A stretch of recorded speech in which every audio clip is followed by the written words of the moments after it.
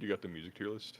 I did not get the music tier list. Maybe I can do that in another stream. Or maybe we can do it in this stream too if we can fit it. I'll just make like a thing quick for it. Got you. YouTube. Hello, ladies and gentlemen. What it be? What it do? It is your boy, Keen Decker, here with Baikel. We are going... Thames. I am the real Thames. Breaking the immersion. I'm using the Thames accent, you know? You feel... It's me, Goobly Gobbity. It's Thames. Let me just post this in announcements. Thames, you know, the wise guy. Reading NPCs in Marth's dungeon. Perfect. There we go. So we are going to be rating all the NPCs thus far in Marth's dungeon. We are like about a quarter of the way through the actual campaign of the show. The characters are kind of nearing or in and around or above level 5. So I thought to commemorate this moment, we would rate all the NPCs, and we're also going to do all the music thus far through the campaign. The music is going to probably take a while longer, so maybe we'll do a separate stream for that one. Because, yeah, I'll go through like the songs and stuff. We'll just listen to the stuff and then rate it. Don't worry, Chad. I'll give you a taste. Da some vibes. Hey! Let's see. So, we are starting off here with Agatha. Agatha Hellspring. She is a resident of Hellspring. She has lived in the underground of the well for basically her entire life. She is based off of Stonewood Tree. So she is actually one of the very rare kind of Herbaceans that is kind of either has an immunity or a resistance to fire itself. Very, very straightforward, even some might say dry personality. She greets everybody as Lightbearer. And what are your opinions on her, Mr. Thames? I feel like in terms of NPCs, having a relatively straightforward kind of appearance and personality isn't really a drawback per se. I like the dynamic with quote-unquote brothers and sisters.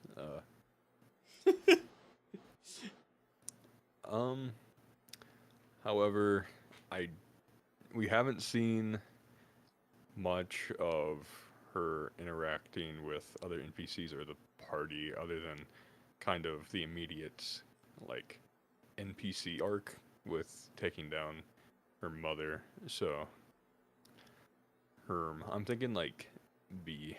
I don't know about you. Yeah, I think Agatha, like, it's a fun character to just have in terms of like, hey, here's your like narrative character who can kind of she is set up very much so to be like helping story-wise, but I actually kind of like her in terms of like she doesn't pick up on a lot of social cues. She's very dry.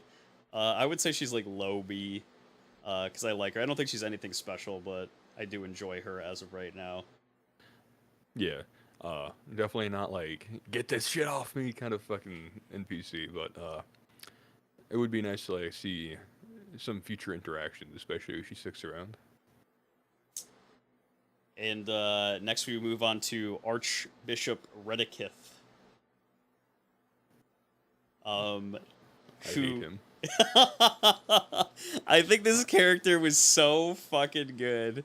I loved playing Redikith because he's very despicable, but he's also very sure in everything that he's kind of doing, and he's not doing it for evil purposes.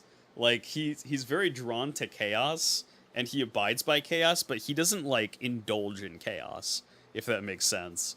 And he set up like a pretty, I think of all the villains that were like specifically just in Bilms, He was my favorite. Like, I really liked him. I felt like he had the most depth to him. Yeah. In terms of like reason, not necessarily like I shouldn't say reason, but like a big cause for why he's fucked. Yeah. I would say so. And the fact that he actually has a lot to do with probably the outside internal world of Nickelmentia, in the fact that through his experiments, I should say. So he has kind of like a relatively important role to maybe this campaign, but definitely campaigns going forward in history post this. He's going to be a pretty important figure. I also think that in terms of for as far as for season 2, he served as a good exposition piece. Yeah. Via his research essentially. So I'm gonna say for this either high A or low S. Oh, okay. Yeah, I was gonna say like mid A for him. For me personally, I think that he kind of like is an A tier. I don't know if like I would necessarily put him in S, but he's definitely like a really good character that I enjoyed, at least. Uh, I will admit some of this is my fault. I kind of wish there was like more to the either the fight or like exposition, but like also it was like the perfect time to just murk him. So Oh yeah, there was. I guess there was definitely a greater. Um, there was a chance that you could kind of even work alongside it. There was so many different like little like caveats that you could be like, hey, yeah, like we'll cooperate. We'll see how far this goes. But like look down, especially because he doesn't really. I don't know. Like Lookdown understood the fact that he was supposed to kind of go along with everything, but like probably seeing Thames be like, yeah, like my pets and like was probably a little unsettling for him. So I think that everything that kind of happened ended up exactly what it needed to. yeah, and it also gave birth to Evil Thames. So I'm happy with that. Hi Tori, hi Varathia. Uh, we got Bavelli. Just look at him. Bavelli. The great Bavelli. Bavelli I definitely designed after every single like RPG, JRPG kind of shopkeeper who kind of like follows you around and is there to provide wares for you. Except with Bavelli, I wanted him to be like, what is up with this Bavelli guy? And also like, why is like, I don't know, like he's such a fucking like not a scumbag, but like he's not necessarily like the most generous person. He just likes to do business. He's like, I gotta make money at the end of the day. He's like he's simultaneously frustrating and helpful. Yeah. Like in terms of from a pure gameplay perspective, from a storytelling perspective, I agree. It seems very kind of RPG like. He seems like the type of character that we probably won't know much about either till like the end or just not at all. Yeah. I think that's it. I think if any of the characters have the desire to ever ask him, then that can probably come up. But like otherwise, yeah, he's just gonna be that shopkeeper who's a little quirked up, who gives you wares for a cheaper cost.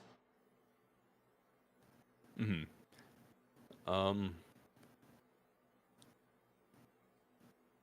In terms of ranking, what are you thinking with this? I think like if I was in a game and I was playing a game with a character like Bavelli, I think he would be very, very funny. And I think he would be like I would constantly always love like the interactions when he pops up like, oh shit, it's Bavelli, oh my god. But like I can understand from like a character's like look or a player's look, you're like, oh god, it's Baileywiki again. I like him. As of right now, I would put him probably in like high B. Hmm. I think it's a weird dynamic or like a weird thing of where it's like, it's Baileywiki again, but like whenever you say that, it's with, you know, like a good feeling. It's like, it's him again. Beverly, what you got on you today, motherfucker? Yeah. It's like whenever Narcos shows up. Yeah. Yeah, you're like, oh, shoot, it's Narcos. He's only going to be here for a little bit. Yeah, so I agree with B for Baileywiki. I'm going to probably put him above Agatha here. Agreed. Pivoting Baveli's implied history is always fun. Yeah, I would agree with that. The fact that Baveli has been around for quite a while, even selling to like Pivot and Soviet, like is an interesting story that I think can be expounded upon eventually. We have Bell Verlight. Yes, go ahead. I'm not gonna lie, my commentary on hers are gonna be a little short. I think she is close to Agatha, but a little less so in terms of how much like I was engaged with the character per se. Mm-hmm. I think the Hybolic Fairy kind of yoinked that. It's like an anime or whatever, like where you fight like the mini boss, but then like the boss makes you forget about the mini boss. Oh, that's for Dada. That's below. Bell was in Verlight my bad, Gardens. my bad. Yeah. No, you're good. We Yeah, could I let's saw go her her picture. first then. Let's actually go her first. For Dada, who's just actually below her here. My bad. I saw Evil Herbition. I was like, oh, I know. All these evil Herbetians, they were the same. Yeah, for Dada, I would agree with you. I think there was more set up for Dada for interactions because there was an option where the players could actually, for the most reputation points, side with Ferdada and Kai Alder to try to get them to work with one another. But it would have ended very badly. So it's good that it didn't end up going that way. I'm happy that you guys kind of reached for Dada and kind of just got rid of her because she's pretty bad. Like she's very evil. But not, I don't think I think she was a medium in terms of like a compelling character. There was stuff there, but I don't think it was as there wasn't as much to go off of as other characters. I would probably give her a C. Yeah, I'd say like high C, but not the juice. Just She got C no on the juice. tier She's all dried up. interesting. And then you have Bell Verlight from Verlight Gardens arc. I actually really liked Bell. I think it introduced the party and I would say like the audience entirely into some of the like actual first like emotional moments in the campaign. And for that, in terms of elaborating on that, I can, but I would probably say like around high A, low S again.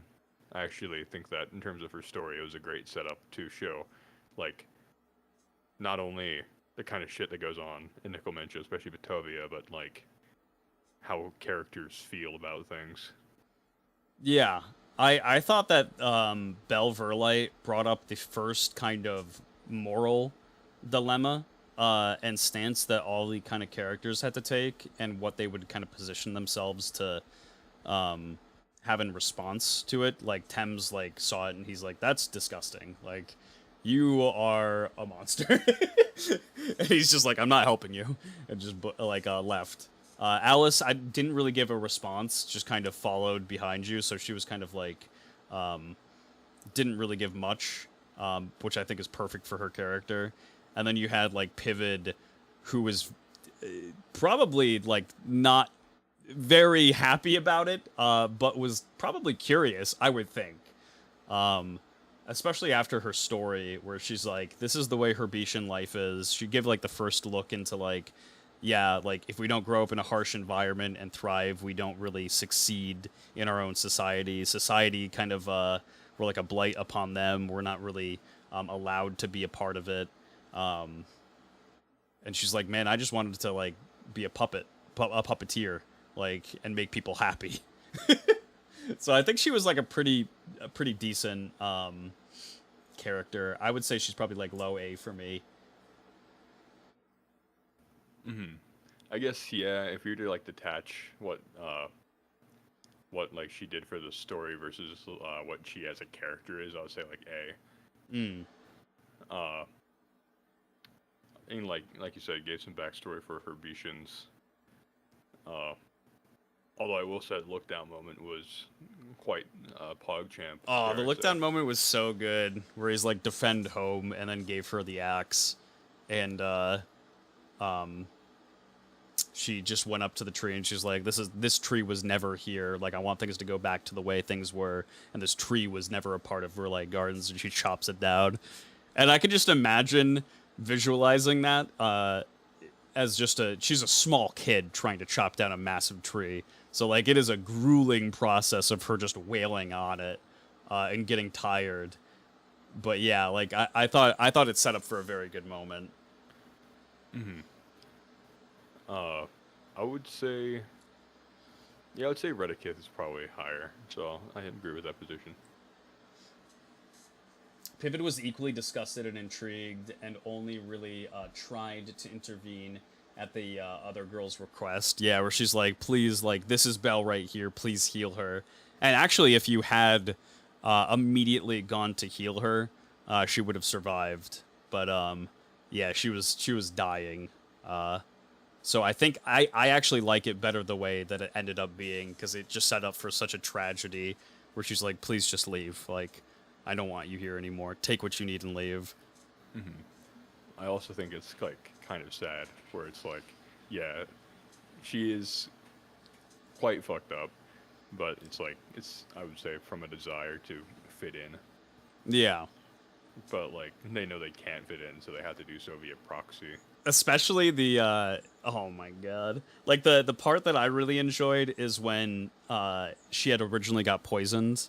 Belle tried to save her by hitting her with the Phalid beetles, and then taking her over and pretending like she was the granddaughter, but the grandfather was just like, "You're not my granddaughter. Like, there's something clearly wrong with you. You're like not the same person." And it's, yeah, I think it reminds me of like what an alien would probably think if they like came to Earth and they're like, "Hey, I'm gonna take over this person's body and like try to fit in with other humans," and they're like, "There's something fucked up with you. Like, you're not the person that you actually are." Like, I think there's like something almost like, to me, that's kind of like fucking terrifying, where it's like, imagine if you have a loved one where it's like nothing's mentally wrong with them, but there's something about them that's just so fundamentally not them. It's like, I don't like it. yeah.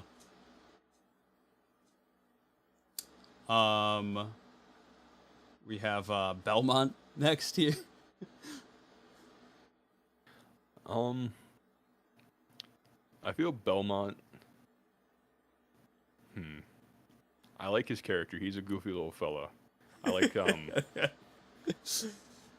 like towards the end whenever Marth got coffee, because of Joffrey Evans getting coffee initially.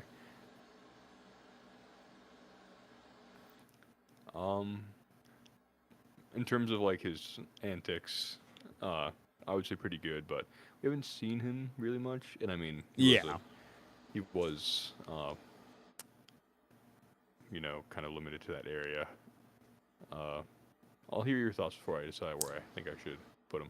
I think he's cute. And I think he was more so there to be like, "Hey, like, you guys need a place to stay. I'll like put you up for the night," and just be like a kind of like a quirky little character. I don't think he was anything special, but giving him the courage, the cowardly dog voice made me very happy. I would give him like, as far as like impacts, probably like a D, like high D, low C. I would say just because, also like I'd say the inn in general kind of spawned some good moments. I'm thinking like low C. Yeah, I think that's fair. Because like without that character, the inn, and then you would have the whole Rash situation, Maxwell doing Maxwell things, Pivot, and Max's My precious discussion. pepperoni. Yeah, the whole Pivot Maxwell conversation was pretty interesting. And like I said, the whole copy thing. So yeah, I think low C is pretty good. Christine. What's her last name? Can't remember her last name right now. Bithams. Oh yeah, Bethams. She was the mother of the daughter that you ended up saving in Bilms. She kind of requested. She's part of the brothel. So she's a bit of a victim of the business that kind of goes on in Bilms. As far as kind of character, not really too much character involvement in the fact that she was only we only saw her 2 times. One time where Alice kind of met her in the second when you ended up saving her daughter. I think that she's probably the first champion character, just in the fact that you don't really get much of an interaction with her. I don't think she's bad, but I don't really mean this in like a negative way, but I feel like she's the kind of character in a game that you'd see an exclamation point over their head. Yep. They give you a quest. Get a side quest, and then you get XP and leave. Yep. Hence me not remembering her full name. Basically. So yeah, I'm fine with D. Yep. Perfect. Dumb Tweedle. Oh man. I think we need to rate the brothers together. Yep. D and Dumb Tweedle here. Oh man. I actually like Dumb Tweedle a little bit more than D Tweedle, just in the fact that like they're very similar because they're birds and they speak in a very similar fashion. Dumb Tweedle was supposed to be one of a little bit higher intelligence than D Tweedle. And kind of be the older brother in the situation and take care of D Tweedle. Man, we can put them together. I actually really like both of these characters, just in the sense that it was so tragic what ended up happening. They had that childhood kind of innocence that some animals have, especially at the very end with Maxwell. Yeah. All my homies hate Vesuvius.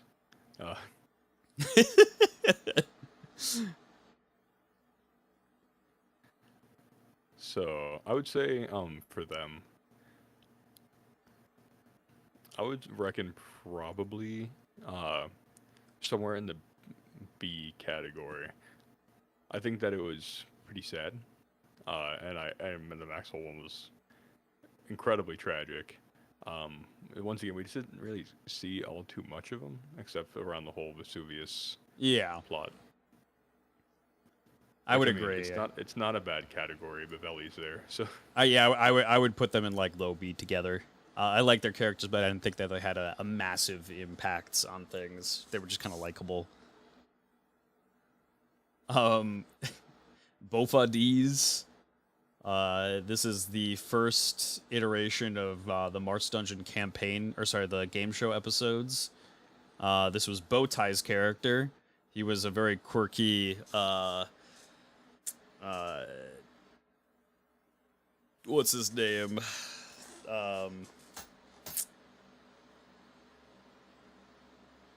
God, I can't remember it from Undertale. Sans' brother. Papyrus. Yes, Papyrus. Very similar to Papyrus in the fact that he is just a goofy guy.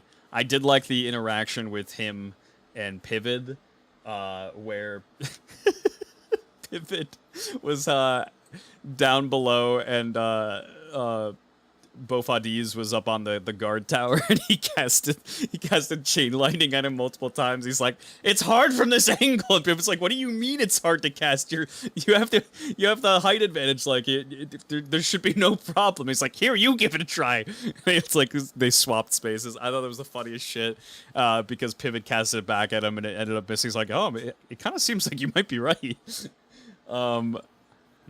I think he was the most likable of all of the 4 members. I would give him... Yeah, go ahead. Actually, before I rate him. So, I agree he is the most likable. However, I enjoy Sans' bit more. That's understandable. I also, I especially enjoy Pivot and by extension Varathia,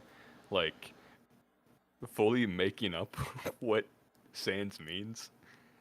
A little bit more than Papyrus. Oh, I would agree with that. Yeah. I would say that probably in between Frittata and Belmont for me. For Frittata and Belmont. Oh man.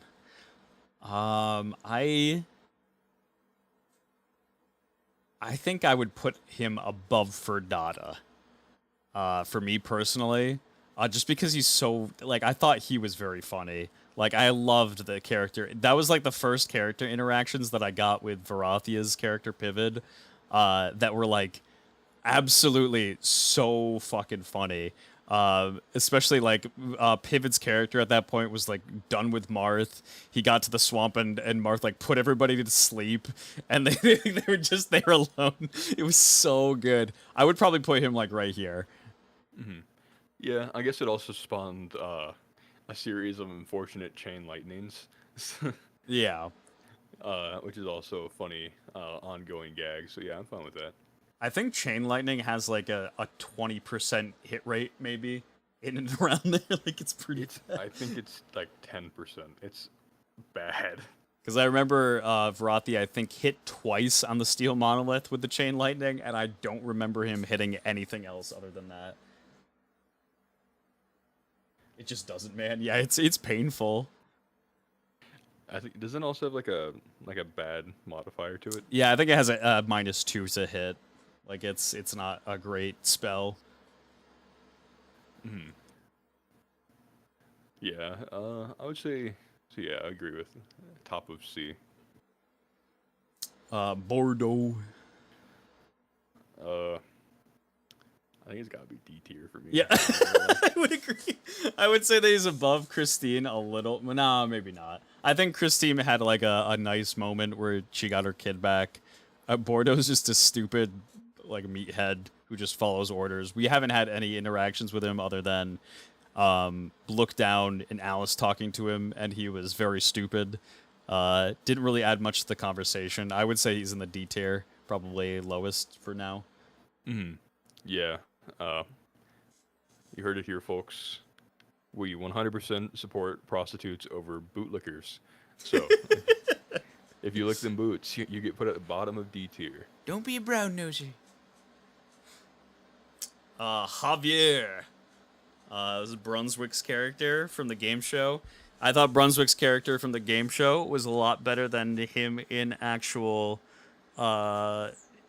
campaign. I thought he was fine in the campaign, but he came off as more of a charming, pretty boy, I guess, in the campaign. And yeah, I don't know.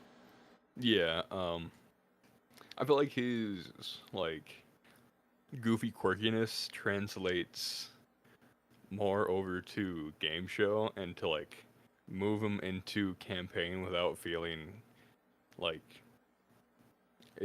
he's out of place kind of neutered the character's qualities a little. Well, he was definitely neutered in the sense as well as they were all in a dream, right? So Brunswick's character that he brought forth was bombastic and very very lewd all the time with the banana hammock, fucking gyrating in people's faces. Like, he was ridiculous to like the most extreme. So being able to try to replicate that in the campaign is just, it wasn't even going to be close to possible. Yeah, I agree. I'm screwing between high D, low C, to be honest. I am probably going to put him like, yeah, I would put him right here. Good old Gray. He died, I think, to date in the most brutal way. Episode 1 in the entire campaign thus far. Yeah. So what was it? It was him getting hit by a ball, I think maybe twice, as a human shield, getting manhandled and torched, and also impaled. He got impaled through his neck on a brazier. So he was already fucked there. And then he got pushed even further down to get his face incinerated off. Oh god. Yeah, I think that I'm trying to like think of anything else that was more brutal. But like the actual description of it and it actively happening for several turns, I don't think anything just beats it. I know that the guy who got his rib cage grabbed out from his chest and put it in Lookdown's inventory was pretty brutal as well. But yeah. Yeah, I think the only ones that come close is Lookdown grabbing the dude's rib cage and Redikith getting his guts splattered along the hell of him. Oh, true. Yeah. Gray, in terms of story, we don't know all too much. I think as we venture further into the castle, maybe we'll find some stuff about that. Yep. Right now, though, for me, he's sitting at, like, between, I'd say this time, probably between Belmont and Ferdata. Belmont and Ferdata. I think that's fair. I think that he was a lore character more so. Like, I shouldn't say a lot, but he is brought up in the lore, especially for like the campaign main story that I've written for like all the backstory. He comes up a couple of times. You have maybe the possibility to see more of him in terms of lore. I would say that's probably very fair. It was just a dude that was very dedicated to his master, essentially. Mm-hmm. Yeah, I think there's potential to go higher later, depending on if we find out anything. Also, I like to point out that I don't think there's an NPC I dislike. Just so for the record, it's not me saying like C's and D's are NPCs I dislike. Let's go. I was gonna say I don't like Bordeaux or Christine very much, but I mean, I don't dislike them, but they just are kind of they're there. Yeah, they're there. We have Court Officer Hills. He has not really made much of an appearance thus far. He was there to kind of keep an eye over with Judge Candle the meeting of the vows. There was chances for him to be interacted with. I don't think he has too much going on in terms of character at the moment. I would probably put him like D tier if I had to. Yeah, I'd agree. I kind of felt like he was there to pump the brakes should Alice and or Lookdown get a little too quirky, and that was his purpose. Pretty much, yeah. Probably put him like right here. General Don. I actually really like General Don. I'm not even gonna lie to you. I think that he, of all the Mechalite military force that has been shown thus far, has been the most A, compassionate, B, had the most personality to him, and C, just like seemed more humanistic than everybody else. Like he had like the nice little moment with Alice where she was locked up, where he's like, "You're not my type. I like my women a little bit more voluptuous" or something. I don't remember what it was that he said. It was fucking stupid. Mm-hmm. I also think that in terms of like Mechalite soldiers, he also served a pretty good purpose of like showing that they aren't like a hive mind of just evil. Yeah, broke it up a little bit. He also spawned the Marth Rant, which is pretty cool. True, true. And I think that in terms of advancing the story and kind of setting the stage for like what can be expected, I'd put him in like, I'm thinking like low B or highest of the C. That's probably pretty close to where I would put him. I would probably put him above D and Dumb Tweedle personally for me. But yeah, I would say in around like the B like kind of area over here. I'll put him in between. It'd be very funny. No, you can't separate them.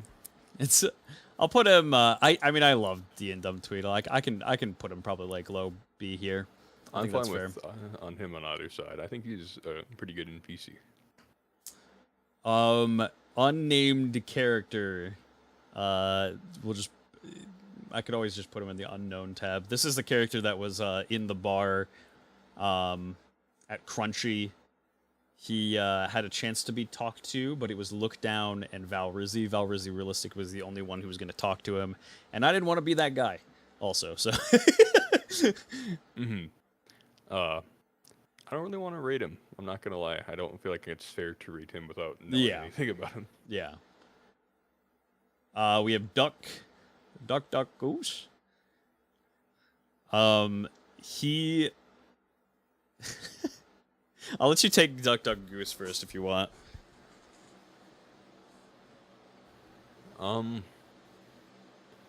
I would say that in terms of where Hellspring was, that Duck kind of, I should say, offered a little bit of like, not intense or like large, but a little bit of comedic relief there, and like a character that's like genuinely likable from the start, like hard to dislike, is like overall useful. Perhaps there's some reflection there on the Patreon or the patron that spawned the NPC. But yeah, overall, I think Duck's a swell NPC, and I think was at a good spot because Hellspring was kind of, well, is still kind of fucked. Yeah, unfortunate.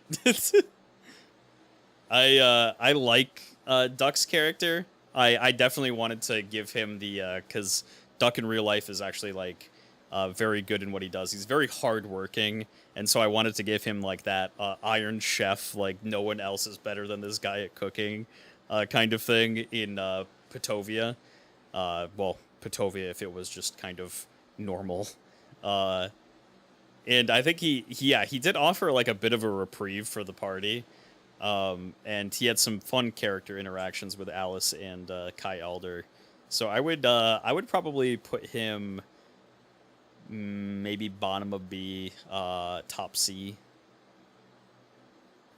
I think just for neurons to fire and so that way B doesn't get a little too large, I'm fine with top C. Yeah, sure. I'm here for it. Symmetrical B and C. Let's go. It all fits. The NPC talking to NPC. Oh, the horror. I mean, yeah. In the sense that I don't like doing it too much because I want everybody, like especially the party, even though it is like a show, I want them to be kind of leading all the well, not all the narrative, but a decent amount of the narrative. So like I try to stop myself from like talking as a DMPC to like the NPCs all the time. Unless I really, really 100% know that I need to do it. Yeah. I agree there in terms of that. I think that there are good times to have NPCs talk to each other, but I think if it's like, you look cool, what's your deal? It seems a little sus. Out of place. Yeah. We have Edmund Locke.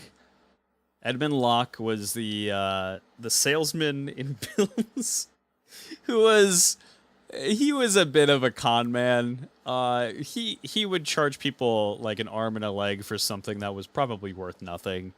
That being said, it did make for some very funny times where everybody, bar a couple of people, kind of just abused this man.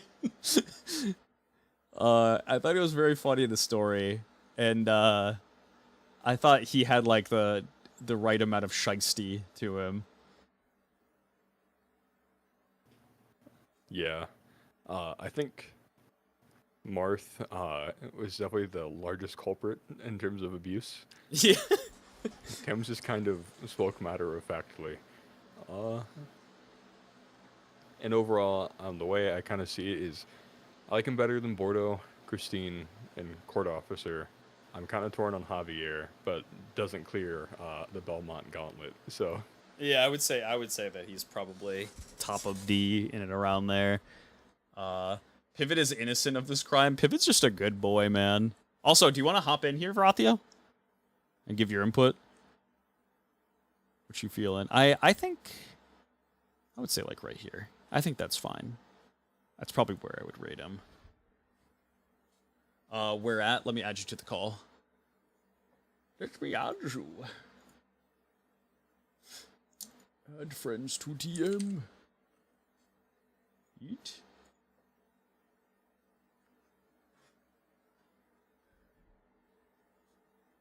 There we go. Next up, we have Father Victor, I think was his name. you'll have to relaunch the stream. Oh in shoot, yeah, Discord. true. So true. There we go. Father Victor. I thought he was more of a sidekick character. I think in terms of the evil scale, I think he's actually more evil than Redekith, because Redekith has kind of a means to an end. Father Victor likes to indulge. He's like the raw bad end of chaos. Like, so I think he was just kind of. I don't think overly. I think it's harder to do overly evil characters who are just evil for the sake of being evil and make it compelling. I would, yeah, that's probably what I would say.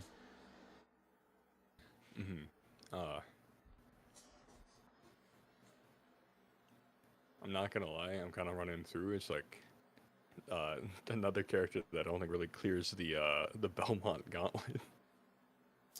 Yeah. In terms of like impact and all that, I would perhaps rate him differently. But in terms of characters I like more, and it's not like I also like to hate some characters, but I think that Victor is probably like bottom of C for me. I think that's fair. Mr. Bird Rothio, what do you think? I don't know anything about him because I didn't watch the episode. That so is fair I can't enough. put input here. That is, I will say that the Thames Look Down, Father Redekith, and Father episodes were like some of my favorite episodes because I thought in general that fight was really fucking cool. I thought like Father Victor being like, well, things are going astray. I'm gonna leave you down here with the elephant. I'm out of here. was pretty good. I thought it set up a really fun fight, but him as a character, I would probably put like here. Mm-hmm. Like in terms of fights, I'd say he could be like elevated even up to like a low A, but as a character, yeah, I think he is C. We have Gortez Findle, aka Val Findle. Mr. Varathi, would you like to take this one? He is... Oh boy. He is quite the character. Quite, just evil for the sake of being evil in his own way.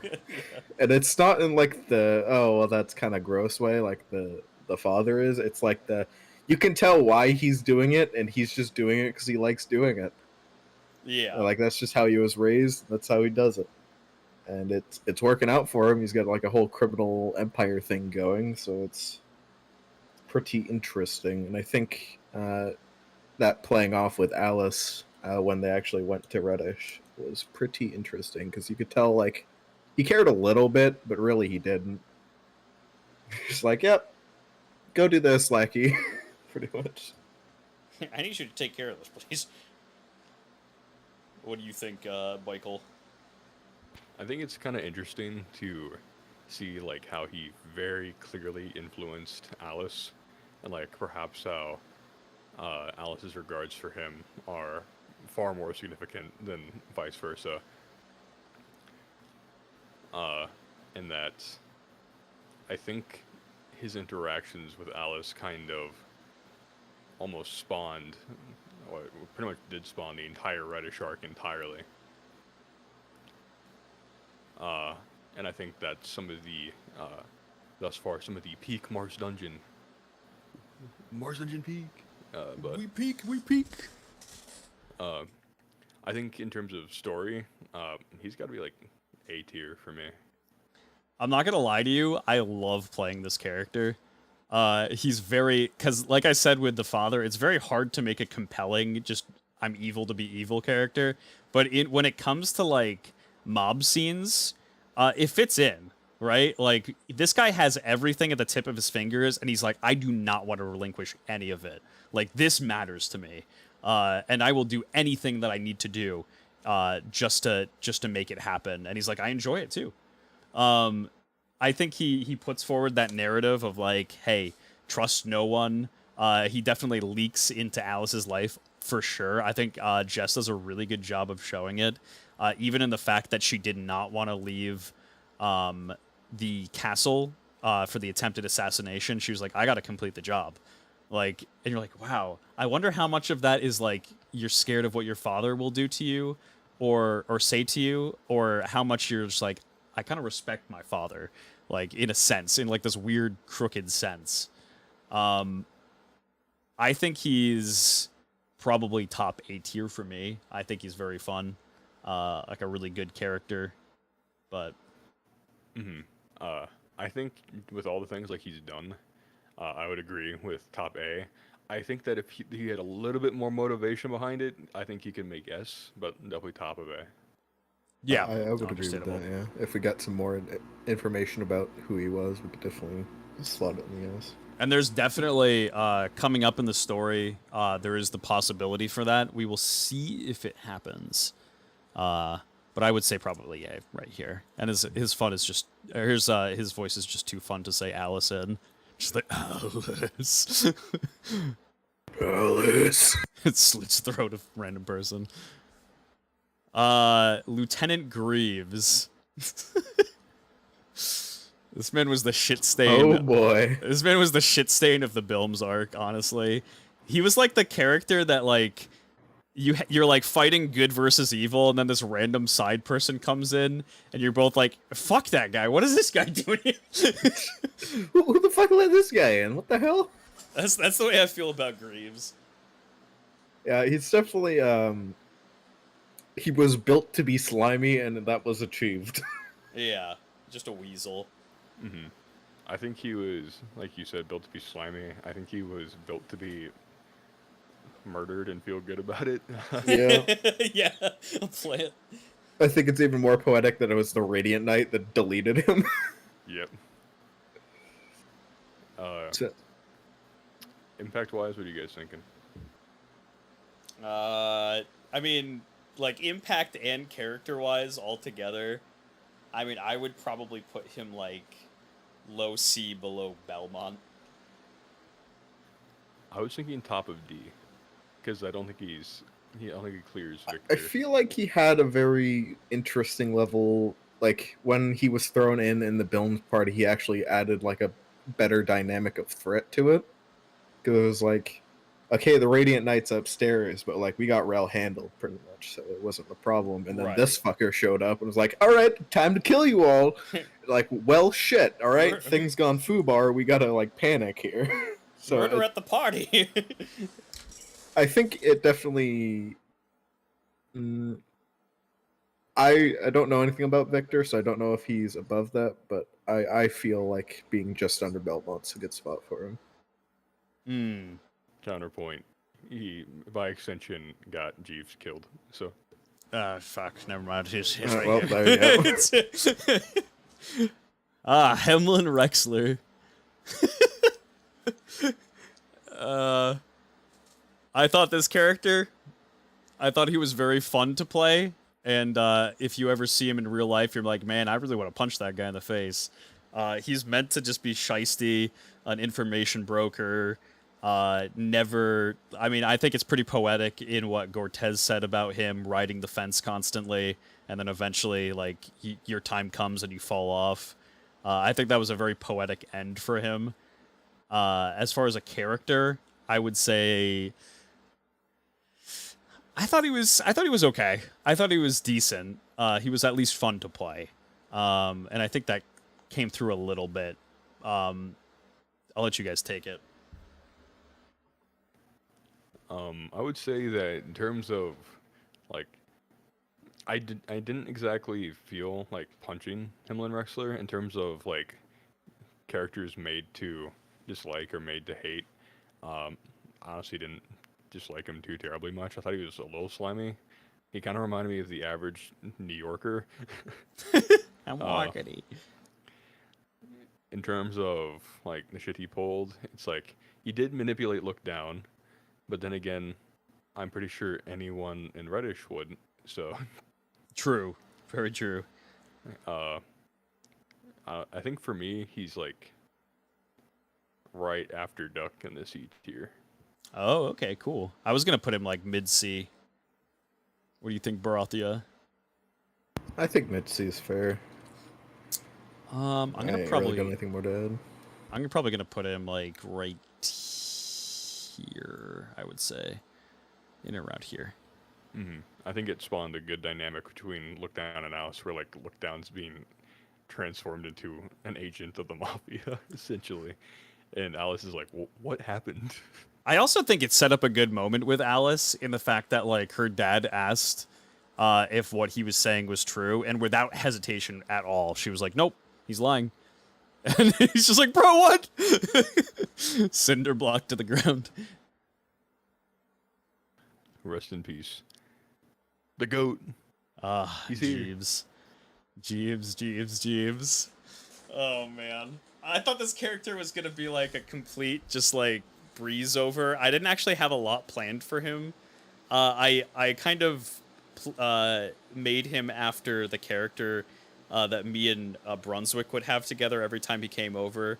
I just pretended to be his butler Jeeves, and I would never do anything correctly, and I was like an alcoholic.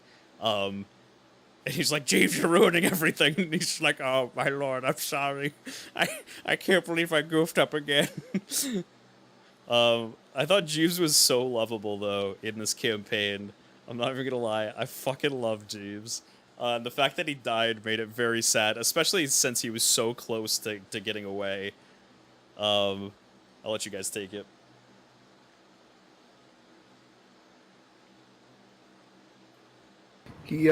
I feel like his presence at the party, like, showed that, like, while the kids weren't exactly in good conditions, they at least had a decent at-heart person trying to manage them.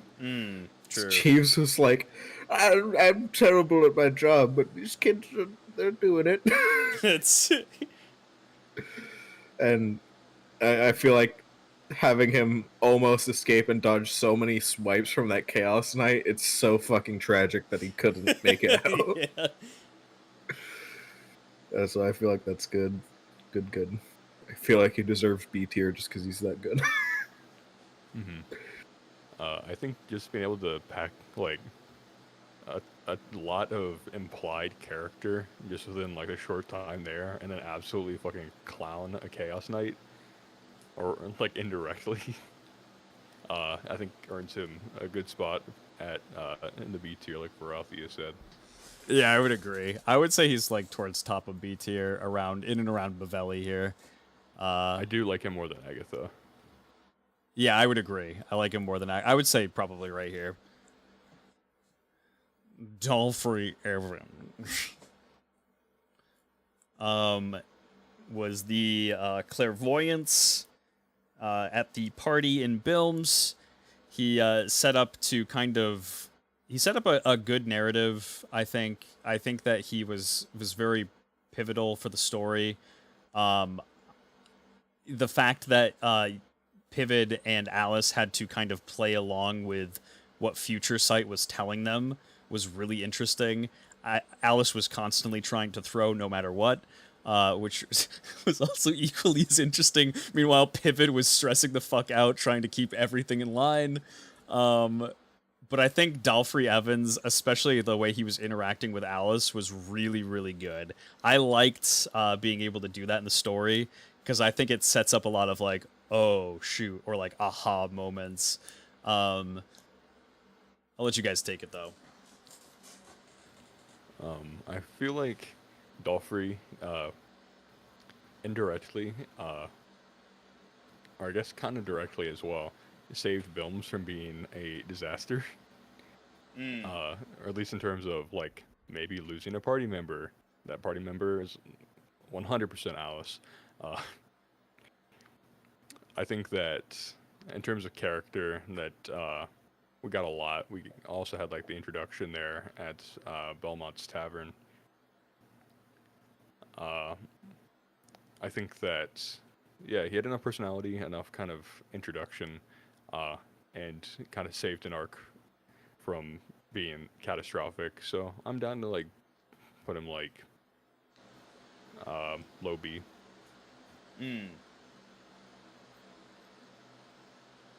What do you think, Bird Rothia? Joffrey is one of the characters I honestly dearly wish had been around for longer so we could get more interaction with him. So I feel like he was a more deeply compelling character than was able to be shown due to the whole circumstances of the party. Yeah. So I honestly I wish he could have been around longer, just because I actually, like, really liked his character and how he was interacting with us during the party. I would have liked to see more of him. I can definitely understand that. I do like the fact that he, like, sacked himself for the party, in a sense. I would say probably, like, low B. I would agree. Question is, would I put him above Dawn? I probably wouldn't put him above Dawn. I actually really like Dawn, but probably right there. The Radiant Knight. I'm actually going to let you guys take this one because I know everything that there is to know about the Radiant Knight. You'll be seeing a lot of him in the future, so. Of course. The Radiant Knight reminds me of a certain character from Fire Emblem. But in terms of what he does, I think he's had cool spectacles, but, like, I don't know anything about his character other than the fact that he is insanely powerful. Yeah, fair enough. Like, we were able to get, like, little bits and pieces during the party, but it's not enough to form a clear enough picture, if you know what I mean. Like, we know he's insanely powerful. We know he's got a lot of history with both Petovia and Marth. So there's, like, a lot of dynamics there that have been set up, but we don't know enough to really, I feel like, at least to give him a rating. Yeah, I think that's fair. The Radiant Knight, right now, in my mind, is fucking Darth Vader before episode 5 and 6 came out. So, like, he shows up, he's a badass motherfucker, and then leaves. I wonder and if who we'll knows, know could be Marth's father. Papa Marth. I think it's fair. I think probably not rating him right now is fair enough. You've only met him the one time. I feel like being such a complex character, it would be unfair to rate him now. Yeah, for sure. We'll eventually do these tier lists further down the road too, and we'll rate them. We have Steven, little rat S man. tier. For the meme, S tier. Yeah, it's gotta be. I agree. I'm right there for it. Job done. Moving on. Also S tier coming up. Oh man, I love Captain Rel because Captain Rel is such a oh man, she is that like scummy character that got everything that she wanted, and then was trying to hold on to it as much as possible. Like she's that like overly muscular, like unpleasant to be around. Breath smells, only eats meat, lures people into her bedroom, like person that just like gets away with it. But I kind of really like it. Like, I hate this character, and I love to hate this character, and I thought Pibid in the Rel's interaction was So the good. was the most I've ever cringed, perhaps in that Yes. year. And so therefore, I think S is warranted. Unfortunately, I can't disagree. I was so viscerally uncomfortable every time this character came on screen, and I don't think there's ever been another character in any role playing I've done that's made me that viscerally uncomfortable. Let's go. I would agree. I think that she probably is like high A, low C as far as character goes. Low C. Or sorry, low as rather. Yeah. It's like that feeling of like you see a bug in your room and it's like midnight, so you can't actually tell if there's like other bugs around. You just like feel them crawling on you, but they're not. That's every time I see Rel. Oh god. I loved the after part too of like the party where you saw her outside on the ground and you're like, oh god.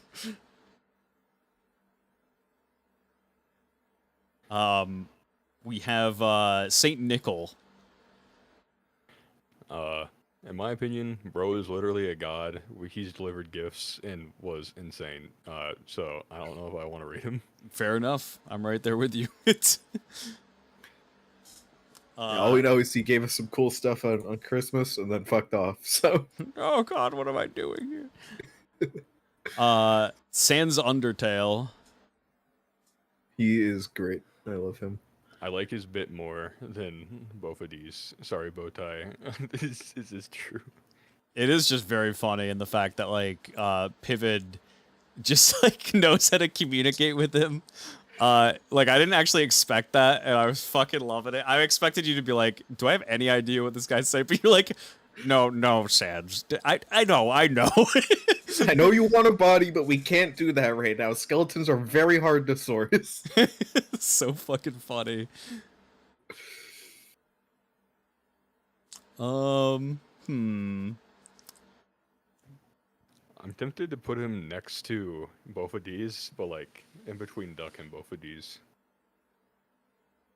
Just because he is kind of a prop right now. I think that's fair enough. I think he probably does, like you said, belong above both of these. Oh man, I'd say putting him right next to Doc is actually very fair. Yeah. Oh god. Okay. What? Lalo, what was your character's name in the actual show? I'm trying to remember in the game show what his name was, because you're a mud monster here. Shit. Oh man, I can't remember. The bits that you had with Brunswick in the game show itself were really, really funny. And you were like the you were literally the middleman of all the chaos. Every single show you've actually been on this season, you've been like the straight man. Sudrote. Yeah, it was Sudrote because I remember the rolling for the R. In the campaign episode here, you were a monster that ended up eating your own friends. So you don't really have any type of personality trait here. I don't know if I would even rate it, unfortunately, because of that. In the game show, it was fucking unfortunately, great, though. in the game show, you weren't really anything. Just sad. Yeah, I agree. Troxy Sparks. D. You say D? Yeah. I think she's that, oh man. I think it's nice to have somebody, like, faithful in the Patovian New Order like her. She's very, very straight-laced. Like, there's not really much in terms of personality with her. She's just looking to do the right thing by the Findle family, which sets up, like, not an incredibly interesting narrative for a character. But she's fine, right? Like, I don't think she's unlikable, but there's not much there. I think there is 100% a place for like realistic-esque characters, because like not everyone's gonna do wacky shit. And there's gonna be a lot of people that are straight-laced because they have like lives to get by. I 100% think they're good. However, whenever I was trying to recall much about Troxy, like pretty much Patovian New World Order came to mind, and I was like, yeah, D. I think that's fair. I think she's probably above, like, Court Officer Hills and behind Edmund Locke. What do you think, Barathia? I don't really have anything to say about her, unfortunately. Perfecto. Next we have Vinit Pang, one of the twin regals of Trell. He has a lot of history with Marth's father. Has a nice discussion with Marth as well. We haven't had a lot of screen time for him in the fact that, like, there wasn't really much of an opportunity for it, I guess. Man almost got assassinated.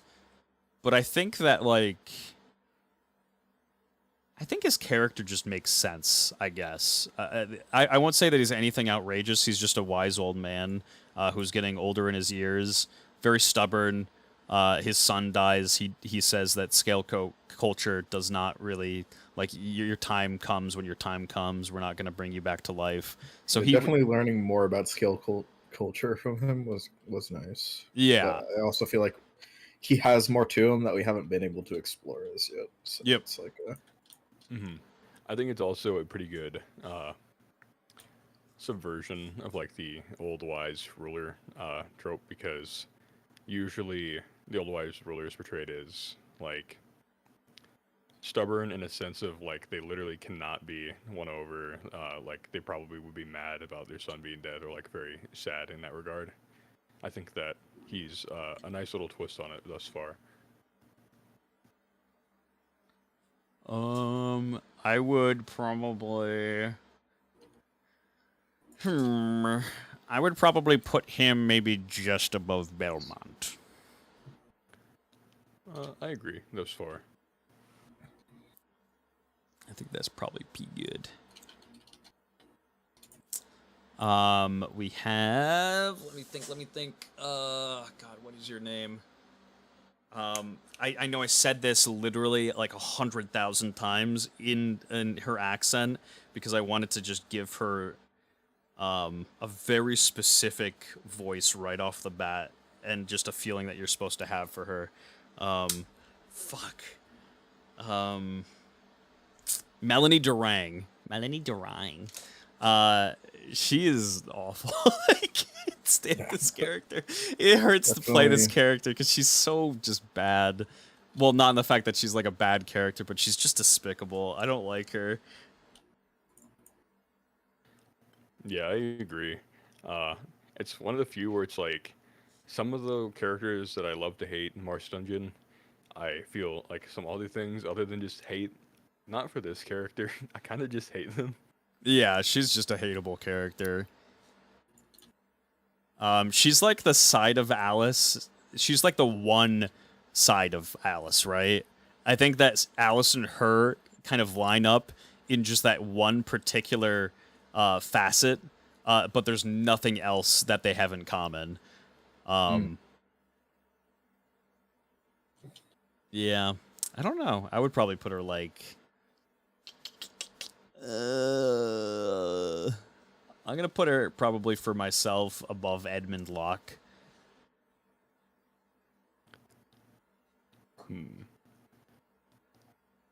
I'm of the opinion that I think that they are more hateable than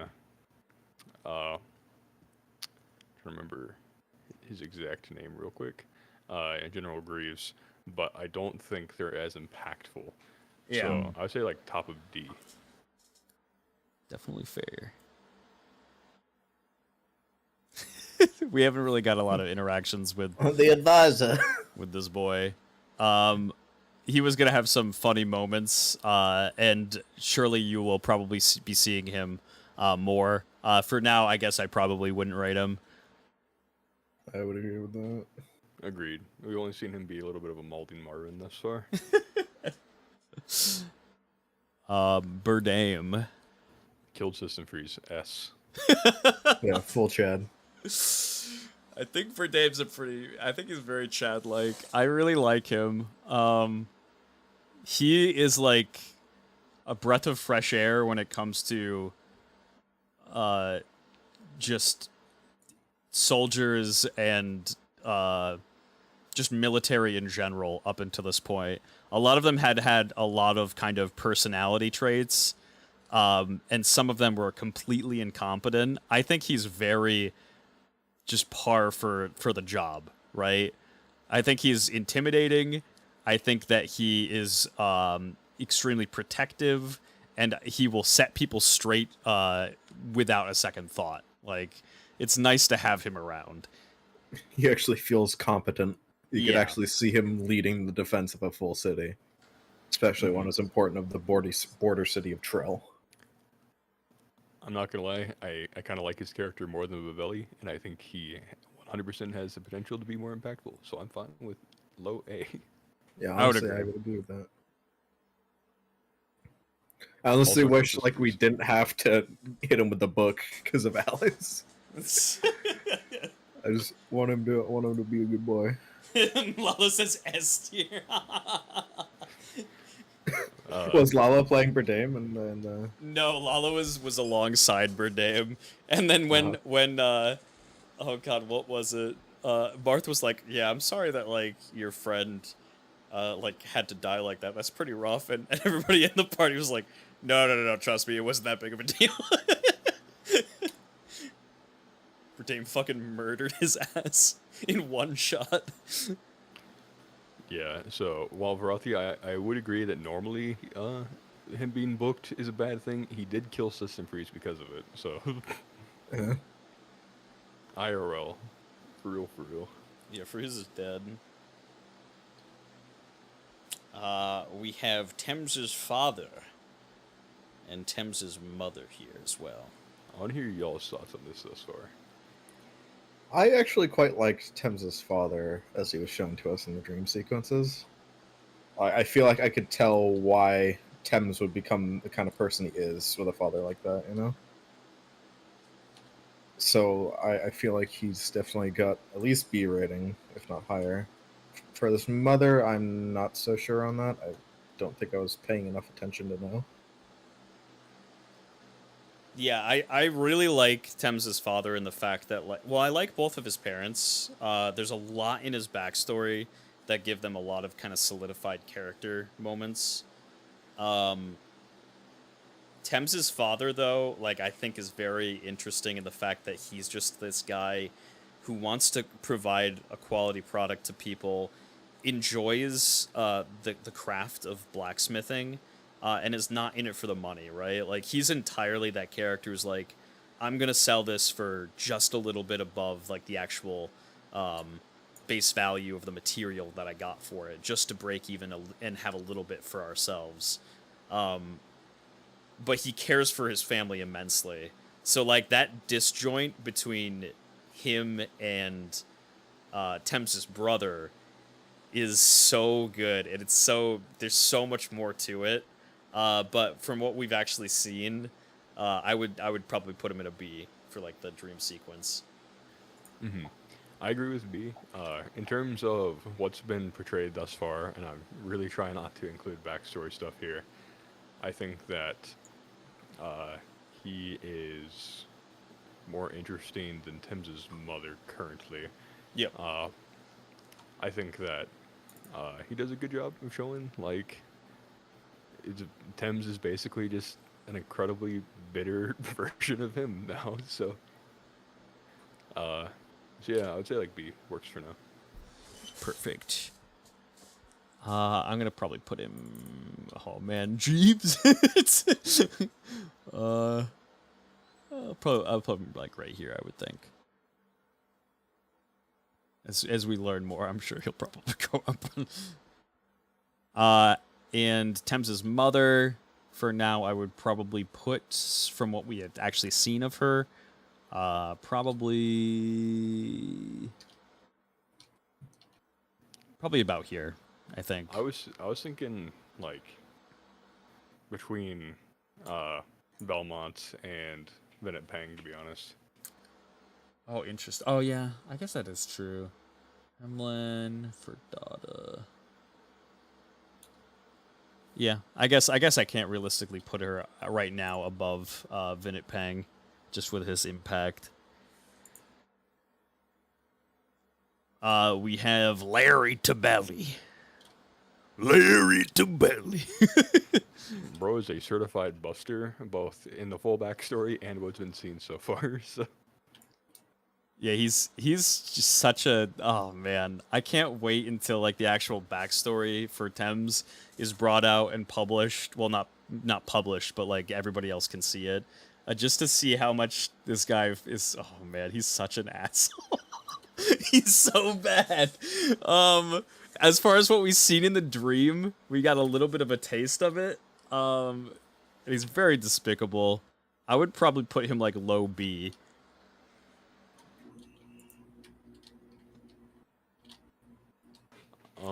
I think that what we've seen in the episode, I feel like backstory-wise, B works. I don't know if episode-wise, because episode-wise, he kind of just seems like, he reminds me a lot of Hemlin. Like a more direct version of Hemlin. Yeah. Yeah, sure. I would probably agree with that. I think that's fine. I like him more than Ferdada. Yeah, probably there. Probably there. Val Perot. I'll let you guys start with that. Rothie, can we agree that this guy fucking sucks? If there's one Oh, yeah. Marth Dungeon character I could shoot, it would be him. 100%. Like, it's not even a contest. Yeah. It's like, the one, I forgot her name already. The one lady from Troll that I fucking hate is like, they're close in terms of hatred, but like, there's so much more to hate with Valpro. Yeah, I think Valpero is more hateable too because he seems much more intelligent than Melanie Durang. Like Melanie Durang's just like, I want what I want, like, and I'm gonna hire people to get it for me. Valpero's like, haha. And he speaks like this the entire time. You'll never know my true intentions. Even though you know deep down, probably. That being said, I love to hate this character. Oh man, it was so satisfying in that meeting, being such an asshole with Valpero. Oh man, it's so fun. I have a hot take here. I hate his character more than I do Cortez. And I think that he shined more in Reddish than Cortez did as well. I'm fine putting him above Cortez. Damn. I'm not against that. Yeah, I would probably put him around there. Honestly, I think I feel like just below Cortez. I feel like because I feel like we've seen the majority of Perot's motivations here.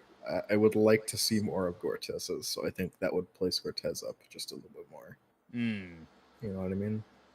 I think for now, I would probably put him like above Cortez just for now, and then once we revisit this, I think we can probably adjust it. Mm-hmm. We got Val Rizzi. Oh man, the Rizzler. I actually very much enjoy Valrizer.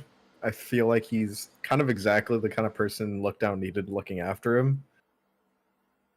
And he adds a lot to our little party dynamic of somebody who's actually just like trying to be happy.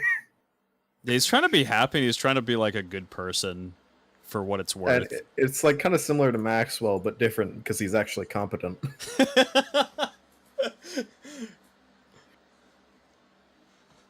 What do you think? So- I agree with the whole party dynamics. I think he's kind of he acts as a good straight man. I think that as a character, I agree with him generally trying to be good. Ignore the whole Herbetian torture. It's fine. Hey, we all do it every so often. Yeah. I think that in terms of impact, that I would probably put him in A tier. Probably like after Cortez. Ooh, okay. I know I like him a lot. I didn't actually intend to like this character as much as I probably ended up, because I had made all the vows and I was like, I kind of want like this character trait for Valrizzi, and then I had every other character trait like very much so set in stone. And then when Lookdown ended up talking to him, I'm like, oh wait, yeah, this is how he would interact. And I'm like, wait, this is just like a normal dude.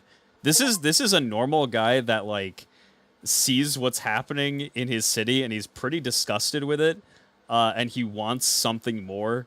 He seems like a protagonist, you know what I mean? Like somebody who could probably have like his own type of story. I'm starting my 40-hour-long JRPG journey. I would probably put him man. I'd put him above the Archbishop at least. I don't know if, yeah, probably right here. And 3 reddish characters already in top 8 tier. Vowels, nonetheless. Thankfully, Tempino is not there. Yeah, Tempino is not there. Tempino is. Oh man, there's honestly, I feel like we just didn't interact with her enough. Yep, it's true.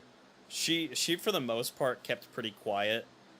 Didn't really show much of her hand. She has a lot to her character lore-wise and backstory-wise in Reddish, but none of that has come out. And that's partially because of the detective work, but that's also partially just how her character works. I feel like the showing of like emotion during the whole Val meeting was actually quite. I found it quite intriguing for such a character, but it's obviously we haven't explored her enough to really. I feel give an accurate rating. I think that's fair. I think for now I would probably put her in C. Yeah, I think that C probably like after Belmont, to be honest. Like, I think they have potential to go up like immensely, but I just, from what we've seen thus far, they just kind of seem like that's really bland, just not much there. Yep, I would agree with that. Kai Alder. I'm interested to see what you have to say about Kai Alder. I like Kai Alder. I think that Hellspring was, or I should say, the King's Coven part of Hellspring was more wholesome and a lot more well-oiled, and a good outcome for us because of him. I want to hear y'all's thoughts on him before I put a rating, though. I definitely feel like having him as the leader of the King's Coven and like wearing the skin of Marth's dad definitely brought a lot more both stability to the town, which was I think good for kind of getting us on side and trying to make things good there. And just there was a lot of nice moments. It was good to have him around. I like Kai Alder a lot because like, oh man, I don't know. I just like his character type, I guess, a little bit. He's like a little bit goofy, a little bit quirked up, a little fruity. And he lets that out, but when things come to it, like he's a really good leader. and I think he's actually a very good person too. I think it's very fortunate that you guys ended up actually ultimately running into him when Alice broke the window, because there was a chance that you would never actually even meet him or the King's Coven, but it was good that you did. I would probably put him in like low A. I could agree with that. Yeah, I think like furthest right probably. Because like I do kind of like Bername a little more, but not much. Oh boy. Yeah, I mean, we interacted with this character once, and it wasn't even his character. He was actually dead. Big Big boss. boss. Big boss. Big boss. I guess I probably won't rate him, I suppose. Yeah, I agree with that. You just put him in D tier for the meme. Because he's a goblin. He's big dead. And then you have Wrath Spencer, who was the original general of the Patovian New Order. She got a little bit of screen time with Alice, in which she was tried to be deceptive, but immediately got caught onto with her entire act, caught red-handed. She never ended up showing, like, she was like, I can't rat out who made me do this. I thought it set up like a good story narrative, but her as a character was pretty much even more bland than Troxy, I would say. I think that she got Aliced, which is unfortunate. You know, in terms of getting tortured. I think firmly between Troxy and Mr. I think Hills. Edward. Yeah. Oh, Edmund Lockyer. Or Edmund, yep. I think works. Because I kind of like the role in the story of, like, there are powers that be that cannot just be brute force here. Yeah, that's true. And then we have Yarm, last but not least. S. Absolute S. Every time. Let's go. I like him. I'm happy that you guys end up liking this character. He's just a wacky wizard who excels in fire magic. Has a bit of nickelmentia himself. Kind of forgets where he is sometimes, but is extremely powerful at the same time. I think Pivot had a lot of really good moments with him. And I think there was a couple of moments of, like, clairvoyance with Yarm, where he stopped being so goofy and he got, like, serious, that you're like, oh shit, okay.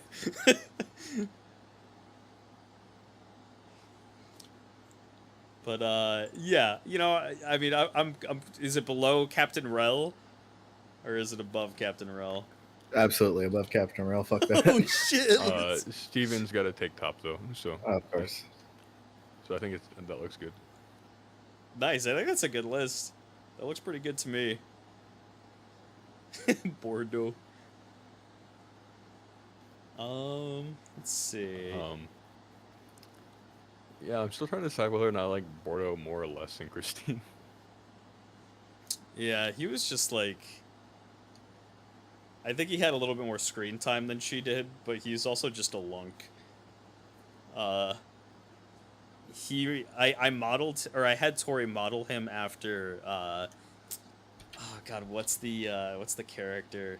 Shit, I think it's from, like, Cats Don't Dance, or Can't Sing, it's Can't Dance. He's just like this big muscle man, who's, like, bursting from the seams because he's so muscular. Very stupid, though.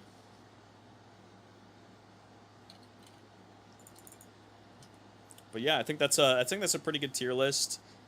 We will do another tier list once we get to the halfway point of the show for the NPCs. As far as another tier list, we're going to be doing music. The music up until now. We can probably do that tomorrow night.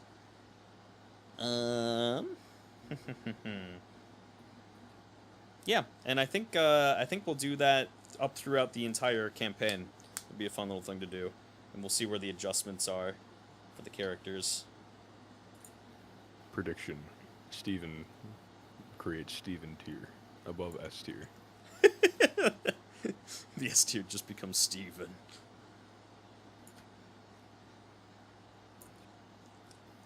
And I think Bordeaux is going to get some real screen time, so I think he's going to move up to like probably a top A. Yeah, he's gonna really shock the world. Which one, Bordeaux? He's the dumb guard not Star Scion, Selenian guard for Gortez Findle. Oh, him, yeah. And Big Boss will come back as, sorry, spoil it for chat, as the Unholy One. Hell, man.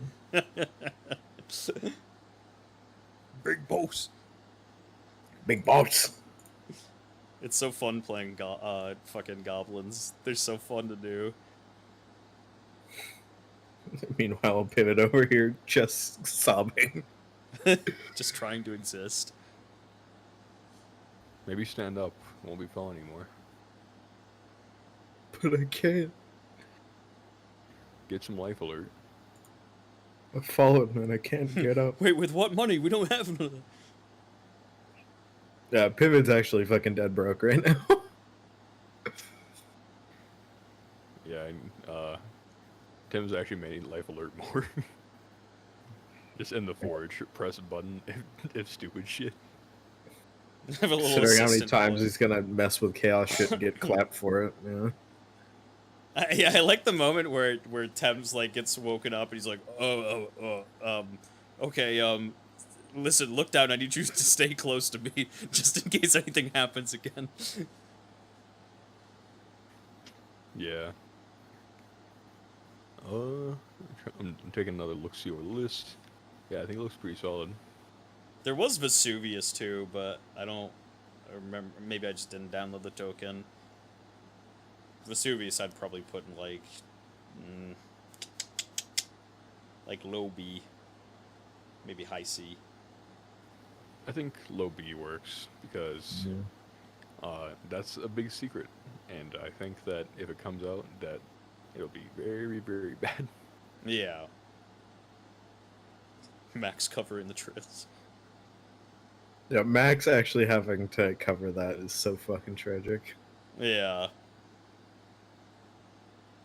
But yeah, tomorrow we'll do the music tier list. I don't know if you guys want to join. If you want to, then I'll set up a group call.